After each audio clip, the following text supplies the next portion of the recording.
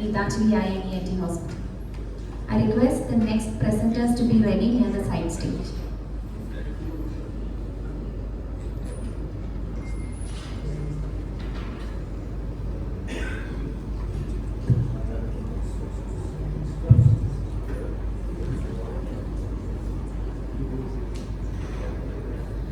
Good morning to all. Today I will be presenting a case series that consists of 3 cases of corneal epithelial defects. So case 1 was that of a 57-year-old female who came with complaints of caterpillar hair fall in her right eye 1 hour before reporting to the OPD, and she complained of redness, itching and swelling in her right eye since then. On examination, there was inferior corneal epithelial erosions and a single caterpillar hair was seen embedded in her lower palpebral conjunctiva. The caterpillar hair was then removed with forceps, and the patient was treated with topical antibiotics, lubricant eye drops, and advised daily review until the epithelium healed. But on the subsequent follow-up visits, the inferior corneal epithelial erosions were persisting. So, suspecting a retained caterpillar hair in her conjunctiva, a detailed examination was done, but no caterpillar hair could be seen. And this was the snag in this case. Case 2 was that of a 66-year-old female who complained of irritation and foreign body sensation in her right eye for the past 1 week. She has multiple comorbidities and she is also on topical lubricants for the past 2 years. The patient underwent an uneventful phacoemulsification with foldable IOL implantation right eye 2 months back at her center, and 1.5 months post-operatively, she developed an attack of acute anterior uveitis, for which a second course of topical steroid therapy was given. On examination, there was a linear corneal epithelial defect of 2.5 by 1 mm size with stromal thinning present at the temporal boot margin. Her dry eye evaluation showed a mixed type of dry eye. She was managed with topical antibiotics, preservative-free lubricant eye drops as well as gel, and advised frequent follow-ups. But on the subsequent 2 follow-up visits also, there was no signs of healing. So this was a post-op patient with non-healing epithelial defect and stromal thinning at the incision site, and this was a snag in this case. Case 3 was that of a 71-year-old male who complained of redness, eyelid swelling and irritation in his left eye since morning. The patient underwent a DSEK in his right eye 17 years back and an EMEC left eye 3 years back for Fuchs endothelial dystrophy. The patient experienced a graft failure and he underwent a second EMEC in his left eye just 1 month back. So on examination, there was a 6 by 3 mm corneal epithelial defect extending from the 8 to 12 o'clock position, present paracentrally, extending up to the limbus with heaped up margins, and there was associated stromal thinning as well as haze.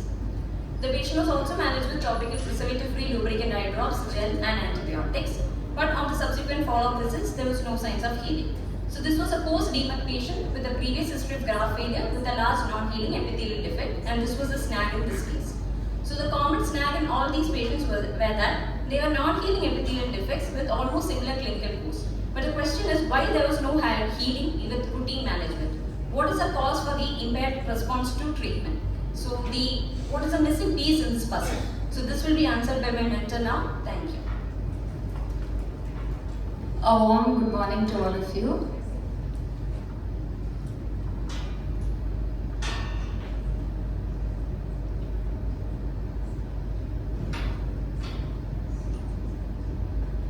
So basically these are all very simple cases which you will be seeing in your OPD. Patient had persistent epithelial defect despite treatment from the first doctor, and we know that a persistent corneal epithelial defect can actually cause infections, risk of stromal melting, scarring and serious complications. So we had to find a cause for these epithelial defects. So the first case, which had a history of caterpillar hair, we revisited the patient and examined carefully, and we noted that there was a very tiny caterpillar hair that was embedded in the corneal stroma that was also protruding slightly onto the surface. After this hair was removed, the inflammation subsided on follow-up visits. So this caterpillar hair appears hyperreflective. It is non-branched and usually surrounded by a stromal haze. This needs to be differentiated from corneal nerves. And one more thing that we need to keep in mind is that the spines on the caterpillar hair show only forward movement. So when we are removing the hair, we need to be careful so that we don't allow it to penetrate further and migrate into the anterior chamber. So the second case in which we had a patient who had a post-operative corneal epithelial defect with stromal melting. We revisited the case and realized that we had missed a history of rheumatoid arthritis. So the patient was referred to the immunologist, and she was also given a BCL and supportive treatment, after which the epithelial defect healed. So the lessons learned was that we need to optimize preoperatively both the systemic and the ocular condition.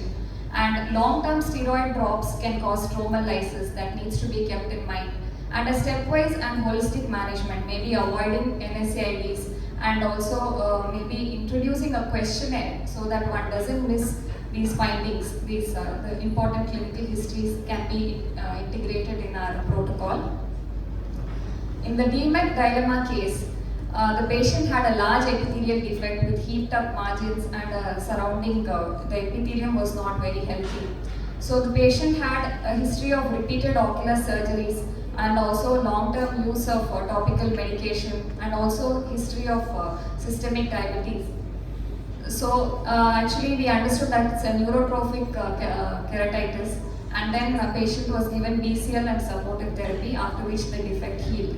So in all these three cases, the cause is different, but it is important that we revisited the case and identified the cause based on the clinical findings, history, and the etiopathogenesis. Thank you. Thank you, Dr. Sikara and Dr. Ambika. Over to Dr. Freddy and Dr. Matthew. Caterpillar hair is very difficult to see and to move. The only thing is erosions on the cornea are unlikely to be due to a caterpillar hair in the cornea. There must be something in the lip which is causing the erosions. Because the caterpillar hair in the stroma is not going to cause any erosions, it's just going to be stuck there and causing irritation. Don't cause erosions.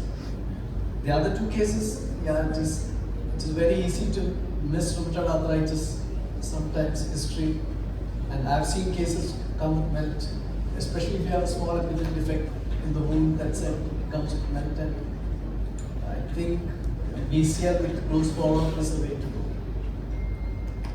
The other case also, I think BCL potentially was neurotrophic. So the caterpillar hair patient, actually she was still symptomatic because of the hair protruding. Symptomatic is okay. Erosions is Erosions. Sometimes the inflammation just takes time to subside.